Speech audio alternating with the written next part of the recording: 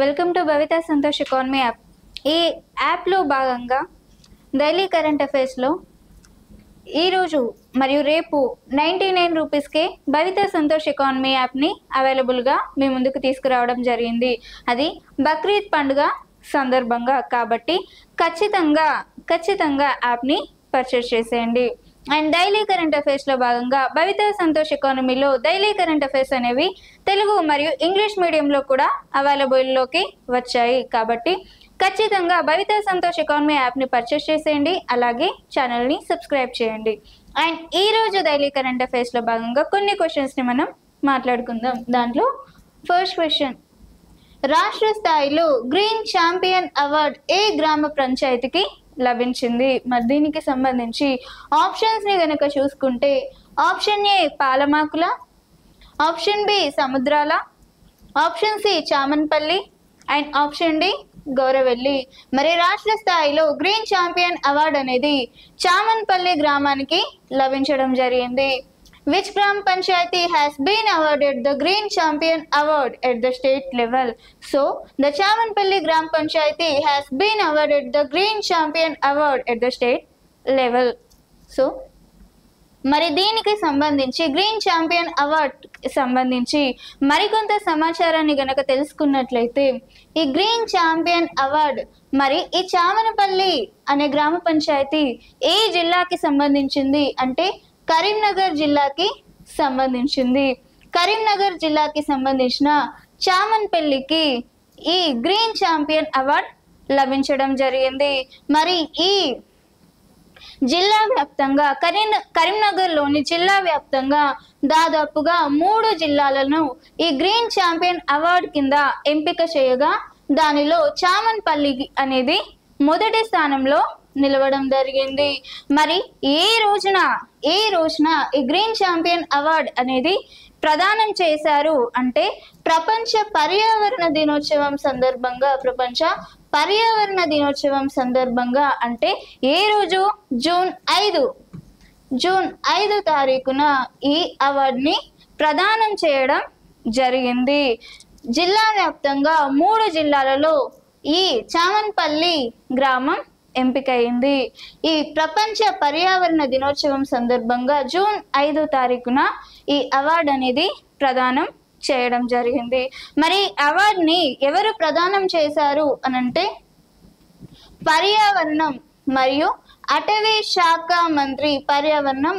అటవీ శాఖ మంత్రి కొండా సురేఖ ప్రదానం చేయడం జరిగింది. మరి ఎవరికి ప్రదానం చేశారు అంటే చామనపల్లి కార్యదర్శి అయిన కోరుకంటి మహేందర్ రావుకి ప్రదానం చేయడం జరిగింది. చామనపల్లి కార్యదర్శి అయిన కోరుకంటి మహేందర్ దేవ్కి ఈ అవార్డుని ప్రదానం చేయడం జరిగింది. మరి దేనిలో భాగంగా ఈ అవార్డుని గ్రీన్ ఛాంపియన్ అవార్డుని చామనపల్లికి ఇచ్చారు అనంటే పచ్చదనం, స్వచ్ఛత మరియు వ్యర్థాల నిర్వహణ, అలాగే నర్సరీల విభాగంలో ఉత్తమమైన పనితీరును చూపినందుకు గాను ఈ అవార్డుని ఇవ్వడం జరిగింది. మరి దీనిలో భాగంగా ఇంకా గ్రామ ప్రత్యేక అధికారి అయిన ఎంపీఓ జగన్మోహన్ రెడ్డికి ప్రత్యేక అభినందనలను కూడా తెలపడం జరిగింది. ఎవరు?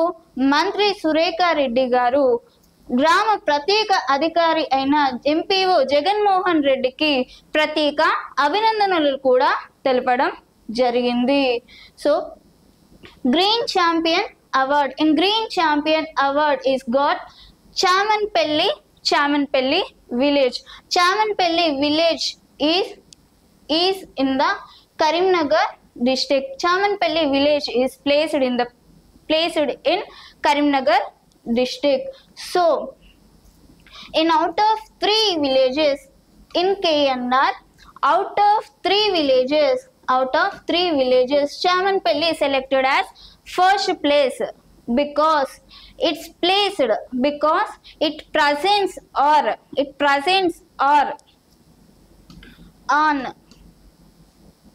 nurseries is presence on greenery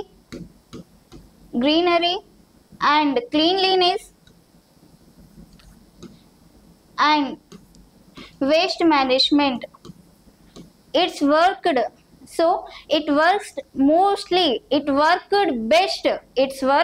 best in greenery, cleanliness and waste management. Worked best in greenery, cleanliness and waste management. So this Chamanpalli got this Green Champion Award. So what is the occasion it is presented? It's presented? So the occasion of World Environment Day on June 5th, 2025. On the occasion of World Environment Day on June 5, 2025, it will be presented by Environment and Forest Ministry, Konda Sureka. It will be presented by Konda Sureka on June 5, 2025. So, who received this presentation of Green Champion Award? So, Korukanti Mahendra Verma, Secretariat of Chamanpalli, Korukanti Mahendra Verma is received this Green Champion Award. And also the special officer of Chamanpalli is Jagan Mohan Reddy is also congratulated by Environment and Forest Ministry, Konda Sureka. He is also congratulated by the Ministry of Konda Sureka Reddy. And this is about Green Champion Award of Chamanpalli. Second, Vijayawada railway station ను ఎన్ని కోట్లతో అభివృద్ధి చేయనున్నారు?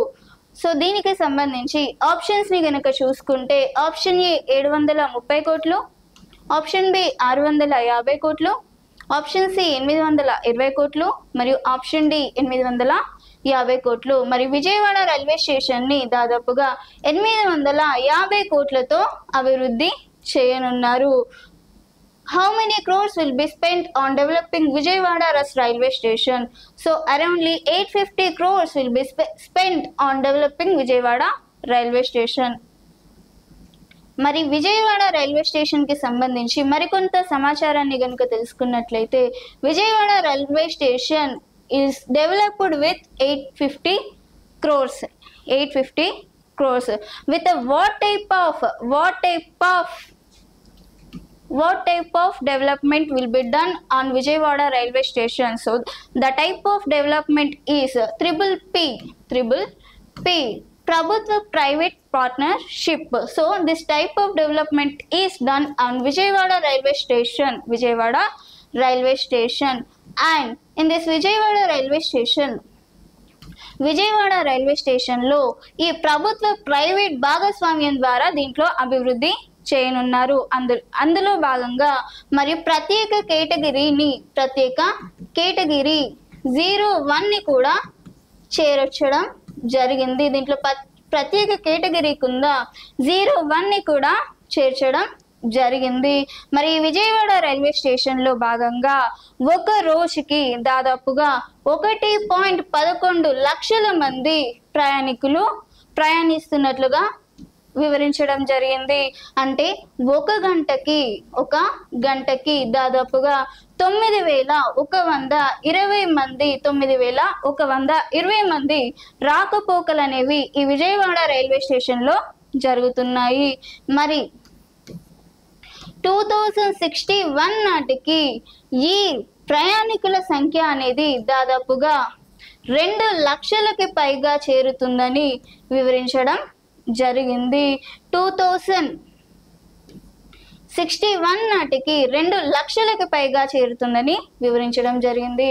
మరి Vijayawada railway station ని అభివృద్ధి చేయడానికి ఏ సంస్థ అనేది ఆమోదించడం జరిగింది అంటే నీతి ఆయోగ్ ఆమోదించడం జరిగింది. మరి నీతి ఆయోగ్ అనేది ఎప్పుడు ఏర్పాటు జరిగింది? 1 జనవరి 2015. 1 జనవరి 2015 ఏర్పాటు కావడం జరిగింది. మరి నీతి ఆయోగ్ యొక్క చైర్మన్గా ఎవరుంటారు అంటే ప్రధానమంత్రి ఉంటారు. మరి నీతి ఆయోగ్ చైర్మన్ ఎవరు? ప్రధానమంత్రి నరేంద్ర మోడీ. అలాగే వైస్ చైర్మన్గా ఎవరున్నారు ప్రెసెంట్ అంటే సుమన్ బేరీ ఉండడం జరిగింది. మరి నీతి ఆయోగ్ యొక్క సిఇఓగా ఎవరు ఉన్నారు అంటే బివిఆర్ సుబ్రహ్మణ్యం ఉండడం జరిగింది. మరి నీతి ఆయోగ్ 10వ పాలక మండలి సమావేశం కూడా మే 24న జరగడం చూసాం. ఇది అదనపు సమాచారంగా చెప్పుకోవచ్చు. ఇది విజయవాడ రైల్వే స్టేషన్ కి సంబంధించి. Vijayawada railway station to be developed with ₹850 crores in the type of PPP. It is developed with the type of PPP and this specially categorized as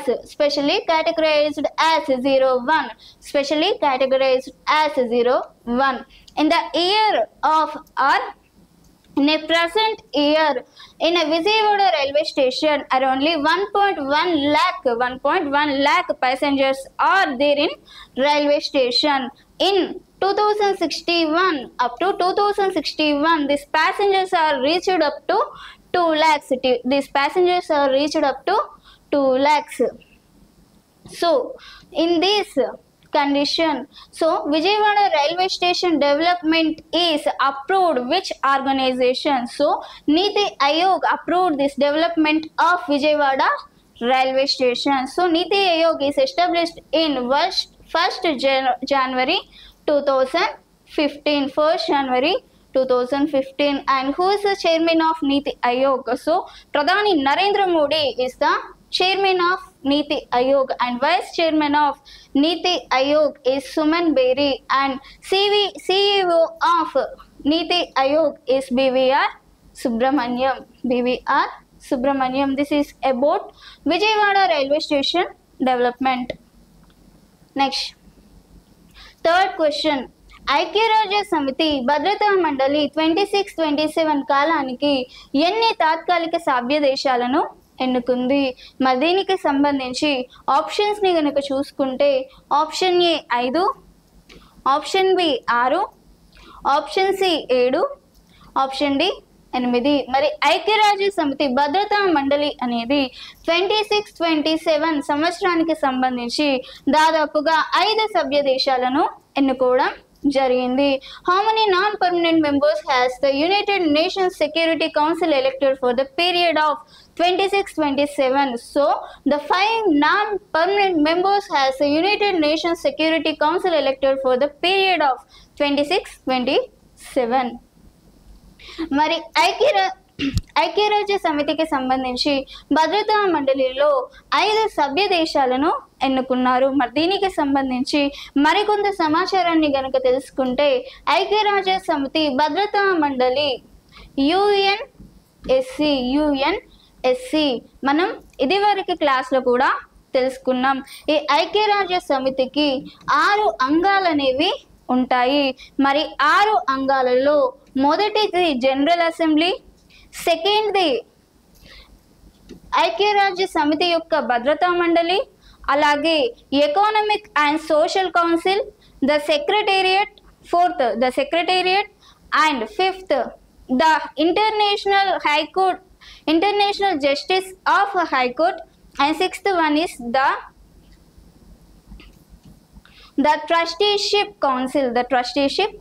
These are the 6 wings of ఐక్యరాజ్య సమితి. లేకపోతే ఐక్యరాజ్య సమితికి 6 అంగాలు అనేవి ఉంటాయి. మరి 6 అంగాలలో ఈ ఐక్యరాజ్య సమితి భద్రతా మండలి కూడా ఒకటిగా చెప్పుకోవచ్చు. మరి ఐక్యరాజ్య సమితి భద్రతా మండలిలో దాదాపుగా 15 సభ్య దేశాలనేవి ఉంటాయి. 15 సభ్య దేశాలనేవి ఉంటాయి. మరి ఇందులో 5 శాశ్వత సభ్య దేశాలు ఉంటాయి. అలాగే 10 తాత్కాలిక సభ్య దేశాలు ఉంటాయి. మరి ఈ పర్మనెంట్ సభ్య దేశాలు అనేవి ఎప్పటికీ మారవు. మరి తాత్కాలిక సభ్య దేశాలు అనేవి ప్రతి 2 ఏళ్లకు ఒకసారి మారుతుంది. ప్రతి 2 ఏళ్లకు ఒకసారి మారుతుంది. మరి ఐక్యరాజ్య సమితిలో కొత్తగా ఐదు సభ్య దేశాలు అనేవి చేరాయి. మరి ఏంటా సభ్య దేశాలు అంటే అవి తాత్కాలిక సభ్య దేశాలుగా చెప్పుకోవచ్చు. తాత్కాలిక సభ్య దేశాలు అంటే ప్రతి 2 ఏళ్లకు ఒకసారి మారుతుంది. మరి 5 సభ్య దేశాలు చేరాయి. మరి ఏంటా సభ్య దేశాలు అని చూసుకుంటే first one Bahrain, second one Colombo, third one democratic republic of Congo, fourth one Latvia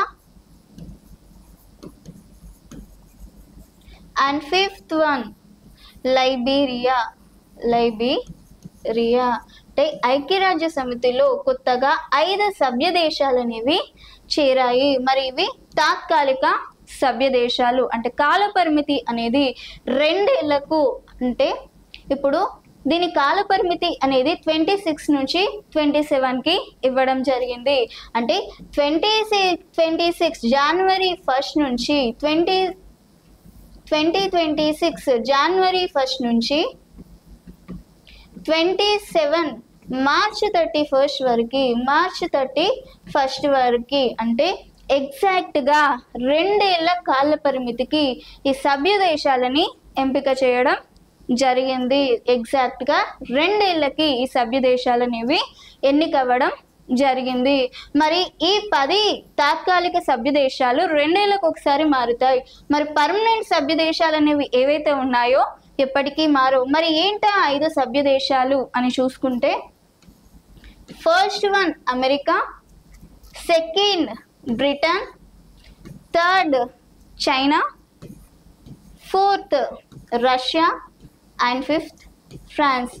ఈ 5 సభ్య దేశాలు అనేవి ఎప్పటికీ మారవు. శాశ్వత సభ్య దేశాలుగా మనం చెప్పుకోవచ్చు.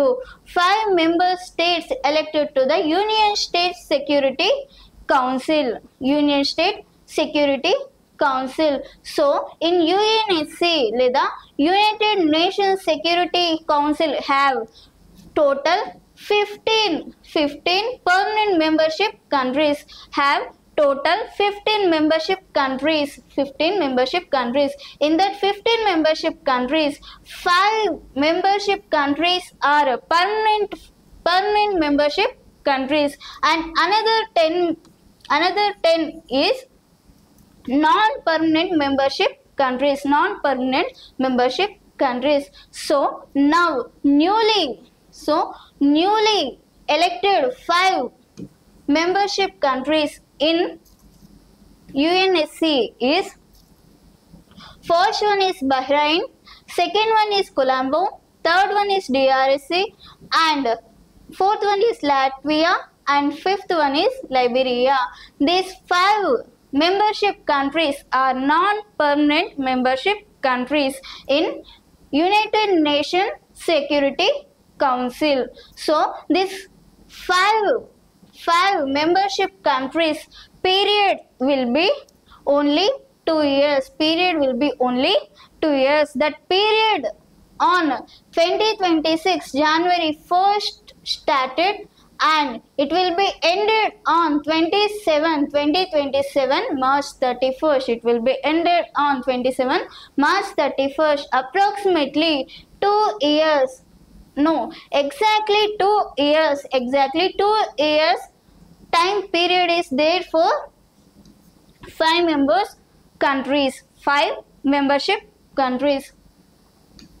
So we know 5 membership countries are the permanent membership countries in UNSC or United Nations Security Council. So what is that 5 membership countries? So that 5 membership countries are America. First one is America, second one is Britain, third one is China, fourth one is Russia and fifth one is France.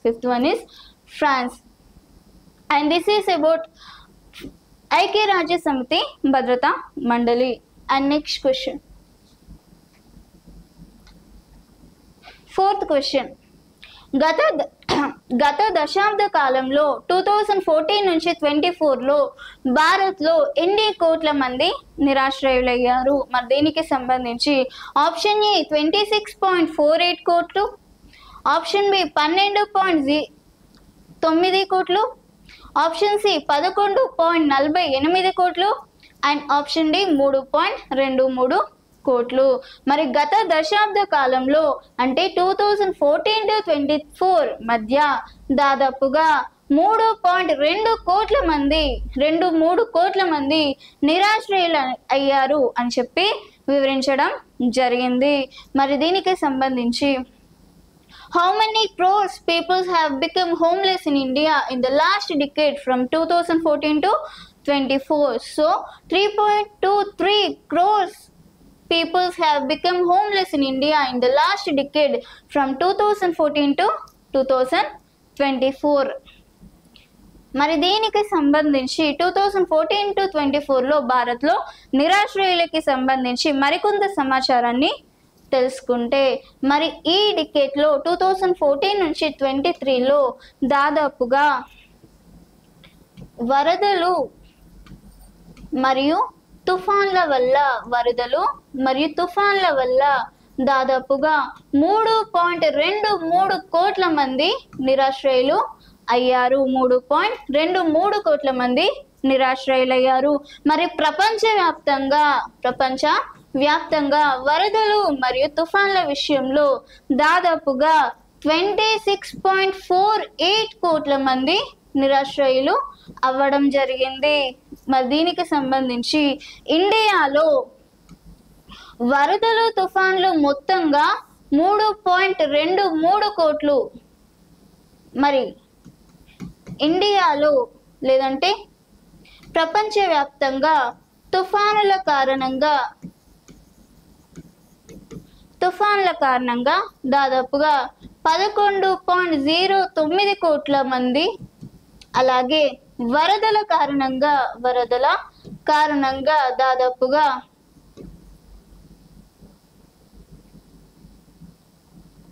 12.09 crores మంది, అలాగే వరదల కారణంగా 11.48 కోట్ల మంది నిరాశ్రయులు అయ్యారు. అంటే ప్రపంచవ్యాప్తంగా 26.48 కోట్ల మంది వరదలు తుఫాన్ల వల్ల నిరాశ్రయులు కాగా, తుఫాన్ల వల్ల 12.09 మంది, అలాగే వరదల కారణంగా 11.48 కోట్ల మంది నిరాశ్రయులు అయ్యారు.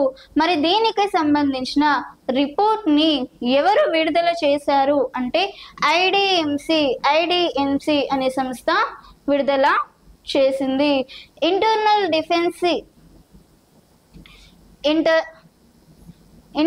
డిఫెన్సీ మేనేజ్మెంట్ సెంటర్.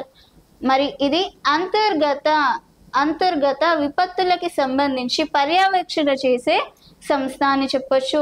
ఐడిఎంసి అంతర్గత విపత్తులకు సంబంధించి పర్యవేక్షణలు చేసే ఈ సంస్థ ఈ రిపోర్ట్ని రిలీజ్ చేయడం జరిగింది. మరి ప్రపంచవ్యాప్తంగా ఇంత పర్సంటేజ్గా లేదంటే ఇన్ని కోట్ల మంది నిరాశ్రయులు కాగా, మరి ప్రపంచంలో మొదటి స్థానంలో విపత్తుల విషయంలో ఏ దేశం ఉంది అనంటే చైనా మొదటి ప్లేస్లో ఉంది. దాదాపుగా 4.69 కోట్లతో చైనా అనేది మొదటి ప్లేస్లో ఉంది. మరి సెకండ్ ప్లేస్లో ఫిలిప్పీన్స్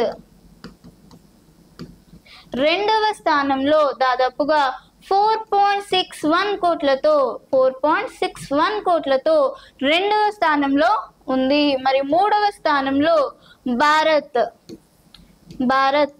దాదాపుగా 3.23 కోట్లతో దాదాపుగా మూడవ స్థానంలో ఉంది. మొదటి ప్లేస్లో చైనా, సెకండ్ ప్లేస్లో ఫిలిప్పీన్స్, భారత్ అనేది మూడవ స్థానంలో ఉంది అని చెప్పుకోవచ్చు. మరి దీనిలో భాగంగా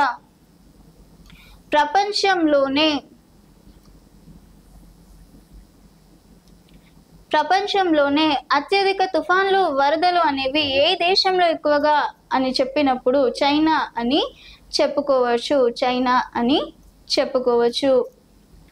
In 2014 to 24 last decade, India's homeless peoples are around 3.23 crores, around 3.23 crores. In that, in cyclones and floods, India becomes homeless up to 3.23 crores. In a worldwide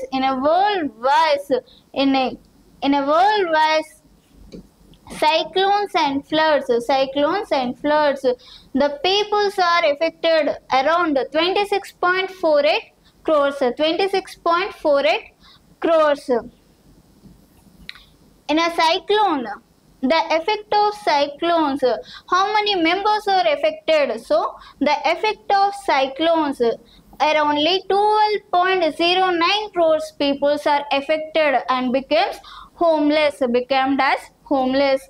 And due to floods, how many peoples are became as homeless? So around 11.48 crores peoples are became homeless because of floods in a worldwide. So in a worldwide, in which country placed first in floods and cyclones? So in this, China placed first in cyclones and floods, around 4.69%, and Philippines placed second place in a worldwide in cyclones and Philippines, around 4.61 crores, and India placed third in a worldwide cyclones and floods, around 3.23 crores, around 3.23 crores. So this report is released which organization? So IDMC organization is released this report, and this is about last decade of India's homeless. 2014 to 24 decade of India's homeless. And now we go to the next question. Next, fifth question. దేశంలో తొలి variable speed pumped storage plant ఎక్కడ ప్రారంభించారు? మరి దీనికి సంబంధించి option A Gujarat, option B Uttarakhand, option C Uttar Pradesh, option D Punjab. మరి దేశంలో తొలి వేరియబుల్ స్పీడ్ పంపర్ స్టోరేజ్ ని ఉత్తరాఖండ్ లో ప్రారంభించడం జరిగింది. Where was the first variable speed pumped storage plant PSP in the country launched? So in Uttarakhand, first variable speed pumped storage plant in the country is launched. So దేశంలో తొలి variable speed pumped storage కి సంబంధించి మరికొంత సమాచారాన్ని గనుక తెలుసుకున్నట్లయితే, మరి ఈ variable speed pumped storage అనేది దాదాపుగా ఎక్కడ ఉత్తరాఖండ్లోని తెహ్రీ వద్ద ప్రారంభించారు. దాదాపుగా 1000 మెగావాట్ల సామర్థ్యంతో ఈ పంప్డ్ స్టోరేజ్ ని ప్రారంభించారు. మరి దీంట్లో ఒక యూనిట్ 250 మెగావాట్స్ ద్వారా ఈ 1000 మెగావాట్స్ నుంచి ఒక యూనిట్ 2000 మెగావాట్ ద్వారా వాణిజ్య కార్యక్రమాలను అభివృద్ధి చేయనున్నారు. మరి దీనికి సంబంధించి మరి పంపుడు స్టోరేజ్ లేదంటే వేరియబుల్ స్పీడ్ స్టోరేజ్ అనేది దేనికోసం ఏర్పాటు చేశారు అంటే రినవబుల్ ఎనర్జీని స్టోర్ చేసుకునే విధానంలో భాగంగా, అంటే పునరుత్పాదక విద్యుత్ని మనం నిల్వ చేసుకోవడానికి, మన సొంతంగా నిల్వ చేసుకోవడానికి, పునరుత్పాదక విద్యుత్ని సొంతంగా నిల్వ చేసుకోవడం కోసం ఈ వేరియబుల్ స్పీడ్ పంప్డ్ స్టోరేజ్ ని ఏర్పాటు చేయడం జరిగింది. మరి దేశంలోనే అత్యంత పెద్ద పంపుడు స్టోరేజ్ లేదంటే అత్యంత పెద్ద ప్రాజెక్ట్ ఏది అంటే తెహ్రీ డ్యామ్ ప్రాజెక్ట్ అని చెప్పొచ్చు. తెహ్రీ డ్యామ్ ప్రాజెక్ట్ దేశంలోనే అత్యంత పెద్దదైన ప్రాజెక్ట్ ఏది అంటే తెహ్రీ డ్యామ్ ప్రాజెక్ట్ గా చెప్పొచ్చు. దాదాపుగా 2400 మెగావాట్ల సామర్థ్యంతో ఈ డ్యామ్ ని ప్రారంభించారు. The country's first variable speed pumped storage plant is in Uttarakhand. In Uttarakhand state have first variable speed pumped storage plant. In Uttarakhand, Tehri's place will be started first variable speed pumped storage plant. In the storage plant, the capacity of the storage plant is up to 1000 megawatts. 1000 megawatts. In 1000 megawatts, 1 unit of 2050 megawatts. In 1000 megawatts, 1 unit of 2050 megawatts. It is used to the commercial activity capacity. Used for commercial activity capacity. And India's largest project is Tehri Dam project. India's largest project is Tehri Dam project. The capacity of Tehri Dam project is around 2400 megawatts. 2400 megawatts. This is about a variable speed pumped storage. We can go to the next question. 6th.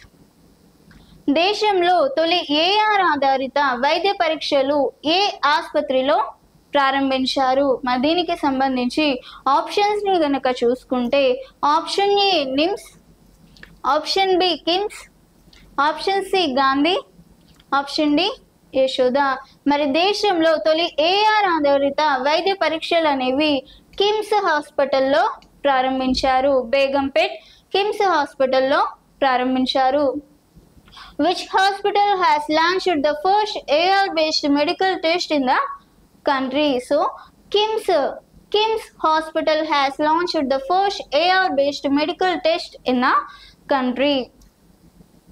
మరి ఈ దేశంలో తొలి AR ఆధారిత వైద్య పరీక్షల గురించి మరికొంత సమాచారాన్ని గనక తెలుసుకున్నట్లయితే ఈ ఏఆర్ బేస్డ్ అంటే అగ్మెంటెడ్ రియాలిటీ బేస్డ్ ట్రీట్మెంట్స్ కూడా అవైలబుల్లోకి వచ్చాయి. మరి ఎక్కడ ఈ ఆసుపత్రి ఉంది అంటే హైదరాబాద్లోని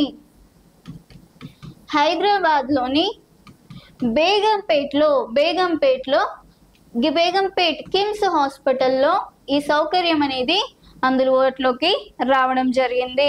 మరి ఏఆర్ ఆధారిత టెక్నాలజీ ద్వారా ఎంఆర్ఐ స్కాన్స్ అనేది లేదంటే ఈ స్కాన్స్ అనేది శరీరంలో ఉండే ప్రాబ్లమ్స్ ని ఈజీగా ఫైండ్ అవుట్ చేస్తుంది. ఈ ఏఆర్ స్కాన్ ద్వారా శరీరంలో ఏ సమస్యలు ఉన్నాయో ఈజీగా ఫైండ్ అవుట్ చేస్తుంది. అలాగే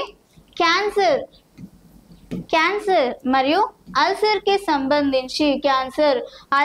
సంబంధించి ఈ సమస్యలను ఈజీగా ఈ ఏఆర్ టెక్నాలజీతో సాల్వ్ చేయొచ్చు. అలాగే ఈ ఏఆర్ టెక్నాలజీ అనేది ఓన్లీ వైద్య రంగంలోనే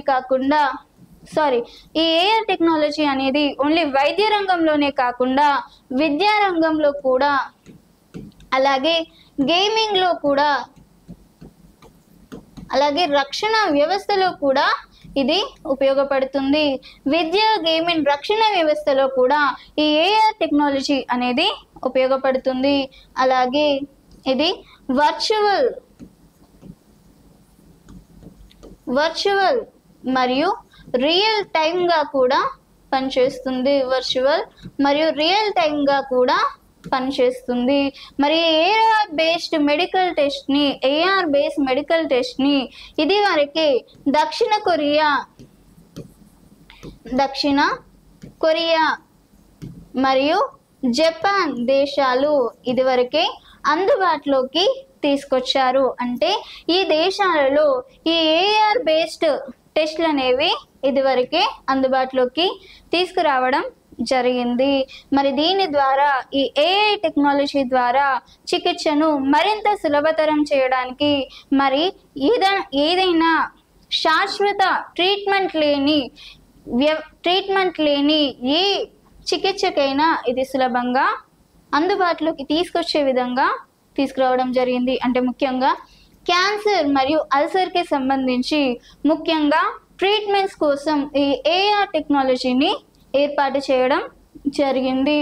the first AR based medical test in Hyderabad Begumpet KIMS. So AR based medical tests are started in Hyderabad Begumpet KIMS hospital. So this AR based technology is used to solve the problems of cancer and diabetes and any other problems, and this AR technology is also used for education and gaming and defense systems also, and this AR technology combined with virtual and reality worlds also, and this AR based technology medical tests Dakshina Korea, Japan countries are already used this AR based medical test in their countries. So Dakshina Korea and Japan countries are already used this AR based medical test in their own countries, and this is about AR medical test. Next, ఆరోగ్య సంరక్షణ కోసం 7th question. ఆరోగ్య సంరక్షణ కోసం artificial intelligence centre of excellence ని ఏ సంస్థలు ఏర్పాటు చేయనున్నాయి? మరి దీనికి సంబంధించి ఆప్షన్స్ ని కనుక చూసుకుంటే option A Delhi AIIMS, option B Delhi IIT, option C A B సరైనవి, ఆప్షన్ డి ఏది కాదు. మరి ఆరోగ్య సంరక్షణ కోసం ఏ సెంటర్ ఆఫ్ ఎక్సలెన్స్ ని ఏ సంస్థలు సంయుక్తంగా ఏర్పాటు చేయనున్నాయి అంటే ఢిల్లీ ఎయిమ్స్ మరియు ఢిల్లీ ఐఐటి సంయుక్తంగా ఏర్పాటు చేయనున్నాయి. అంటే ఆప్షన్ సి అనేది సరైన సమాధానంగా చెప్పుకోవచ్చు. Which organization will set up a centre of excellence for health care? So Delhi AIIMS and Delhi IIT organizations will set up a center of excellence for health care. మరి దీనికి సంబంధించి ఏ సెంటర్ ఆఫ్ ఎక్సలెన్స్ ఢిల్లీ మరియు AIIMS కి సంబంధించి మరికొంత సమాచారాన్ని గనక తెలుసుకున్నట్లయితే మరి ఏ సెంటర్ ఆఫ్ ఎక్సలెన్స్ ని ఢిల్లీ ఎయిమ్స్ మరియు ఢిల్లీ ఐఐటిలు సంయుక్తంగా నిర్వహించనున్నారు. మరి దేనికోసం వీరు సంయుక్తంగా ఈ ఢిల్లీ ఎయిమ్స్ మరియు ఈ సెంటర్ ఆఫ్ ఎక్సలెన్స్ ని నిర్వహించనున్నారు అంటే వైద్య రంగానికి సంబంధించి ఈ కృత్రిమ మేధాని లేదంటే ఆర్టిఫిషియల్ ఇంటెలిజెన్స్ ని వైద్య రంగంలో ఇంకా తీసుకురావడం కోసం అంటే ఆర్టిఫిషియల్ ఇంటెలిజెన్స్ తో వైద్య రంగాన్ని అభివృద్ధి చేసే ఉద్దేశంతో ఈ ఏఐ సెంటర్ ఆఫ్ ఎక్సలెన్స్ ని ఢిల్లీ ఎయిమ్స్ మరియు ఢిల్లీ ఐఐటిలు సంయుక్తంగా నిర్వహించనున్నారు. మరి దీనికి సంబంధించి ఈ ఢిల్లీ ఎయిమ్స్ మరియు ఢిల్లీ ఐఐటిలు దాదాపుగా 330 crores తో సెంటర్ ఆఫ్ ఎక్సలెన్స్ ని ఏర్పాటు చేయనున్నారు. దీనికోసం హెల్త్ కేర్ కోసం మేధస్సుని లేదంటే కృత్రిమ మేధాన్ని వైద్య రంగంలో అభివృద్ధి చేయడం కోసం. మరి దీనికి సంబంధించి ఢిల్లీ ఎయిమ్స్ కి సంబంధించి కొంత సమాచారం. ఢిల్లీ ఎయిమ్స్ కి సంబంధించి ఢిల్లీ ఎయిమ్స్ వారు ఎంఆర్ఐ స్కాన్ ని స్వదేశీ ప్రయత్నంతో తొలి ఎంఆర్ఐ స్కాన్ ని ఏర్పాటు చేయనున్నారు. స్వదేశీ పరిజ్ఞానంతో తొలి ఎంఆర్ఐ స్కాన్ ని ఢిల్లీ ఏఎంసీ వారు ఏర్పాటు చేయనున్నారు. అలాగే ఢిల్లీ ఐఐటి వారు లేదంటే ఐఐటి ఢిల్లీ వారు బుల్లెట్స్ కి సంబంధించి లేదంటే మనకి ఎలాంటి పరిస్థితుల్లోనైనా తట్టుకునే విధంగా ఒక జాకెట్స్ ని అంటే బుల్లెట్స్ ని తట్టుకునే విధంగా జాకెట్స్ ని ఏర్పాటు చేయనున్నారు. ఎవరికి? ఇండియన్ ఆర్మీస్ కోసం ఏ పరిస్థితుల్లోనైనా బుల్లెట్స్ ని కూడా తట్టుకునే విధంగా ఒక జాకెట్స్ ని తయారు చేయనున్నారు ఐఐటి ఢిల్లీ వారు. AA Center for Excellence of Delhi, AIIMS and Delhi IIT. So this Center of Excellence is set up by Delhi AIIMS and Delhi IIT for health sector to provide artificial intelligence on healthcare center to develop healthcare center with artificial intelligence. Because of this Delhi AIIMS, Delhi IIT set up the Center of Excellence around 330 crores. There are set up Center of Excellence around 330 crores. Next, 8th one, Telangana FSL కు ఏ section కింద ప్రత్యేక గుర్తింపు లభించింది? మరి దీనికి సంబంధించి ఆప్షన్స్ని కనుక చూసుకుంటే option A section 8, option B section 80, option C section 79A, option D section 360A. మరి తెలంగాణ FSL కు అంటే ఫారెన్సిక్ లాబొరేటరీకి ఏ సెక్షన్ కింద ప్రత్యేక గుర్తింపు లభించింది అంటే అండర్